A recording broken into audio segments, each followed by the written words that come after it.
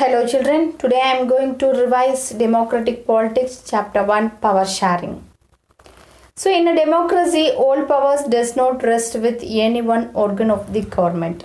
So there is a intelligent sharing of power among three organs: legislature, executive and judiciary. So for explaining the concept of power sharing, we are going to see two stories of Belgium and Sri Lanka.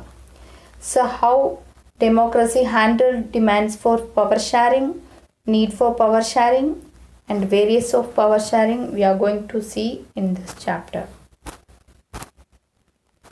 Let me start with the story of Belgium.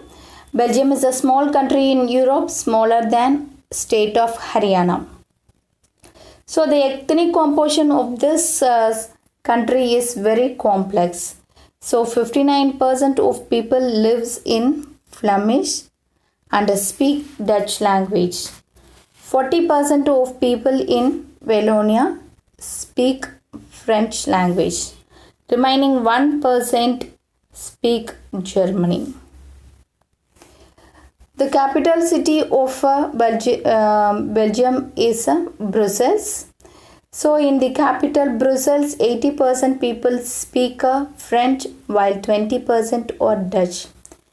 So the minority French speaking community was relatively rich and powerful. This was resulted by the Dutch speaking community who got the benefit of economic development. So this was a problem between these two language speaking people, Dutch and French speaking communities during 1950 and 1960.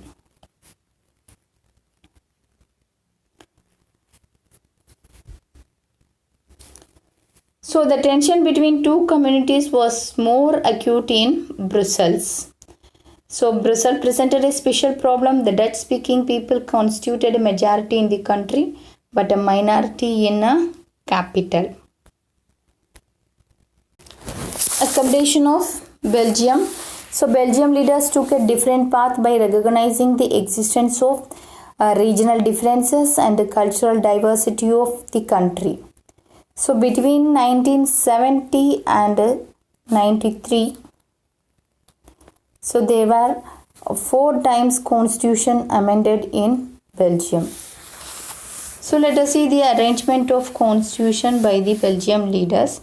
First one is a constitution prescribes that number of Dutch and French speaking ministers shall be in the central government. So thus no single community can make decision unilaterally.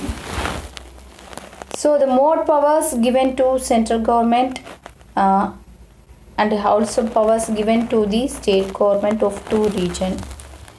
Brussels has a separate government. Both Dutch and French speaking have equal representation. So apart from the central state government, there is a third kind of government, is a community government.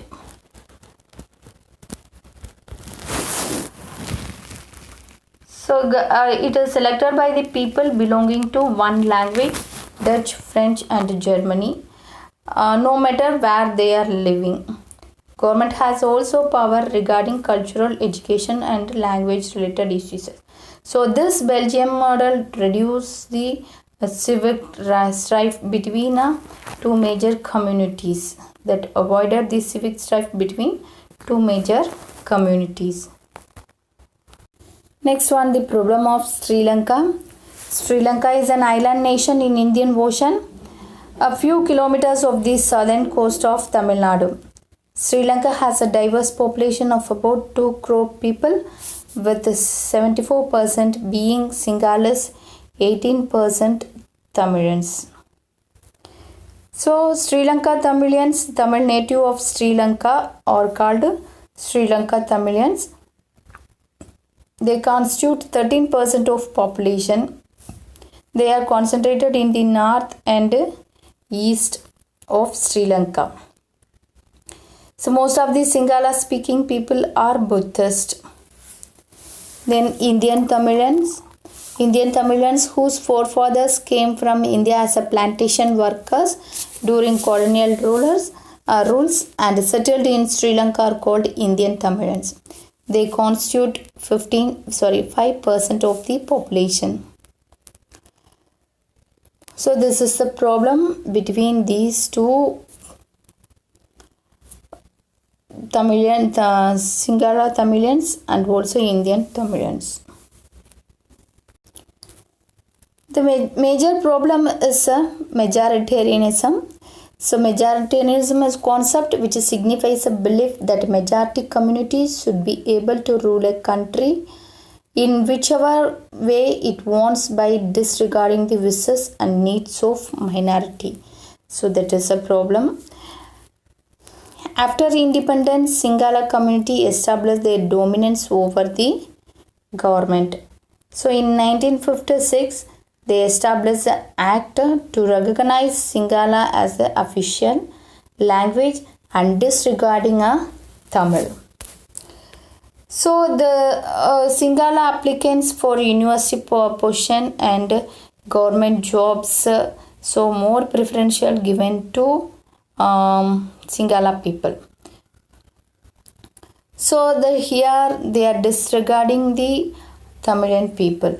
So the Tamilian, they started a new political organization, that is LTTE 1980, Liberation Tiger of Tamil Eelam.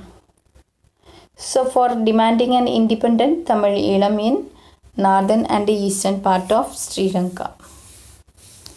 The conflict between two communities soon turned into a civil war. So in civil war, thousands of people killed both the communities. So it also caused a terrible setback to the social, cultural and economic life of the countries. There are two reasons that reflect the need of power sharing. One is prudential, another one is moral. Prudential. It stresses the power sharing will bring out better outcomes. So it helps to reduce the possibility of conflict between social groups. The next one is a moral. It is an act of power sharing is valuable. So power sharing is the very spirit of democracy. People have a right to be consulted how they are to be governed. So these are the need of power sharing. The next forms of power sharing. So in a democracy, people are source of political power. So people rule through institution of self-governance and everyone. So including minorities and the voice in the shaping of public policy. So political power should be distributed among as a citizen as possible. So power sharing is distributed among different organs of government, legislature, executive and judiciary. So this is a horizontal distribution of power. Here all the organs of the government is working in the same level to exercise different powers. The next one is a power sharing among the governments at different level, union, state and local. So this is a vertical division of power. Third one is a power sharing among different social groups. Fourth one, power sharing among political parties, pressure groups and movements. So likewise, power sharing is a shared among these groups. So in order to safeguard the people and protect the unity of the nation.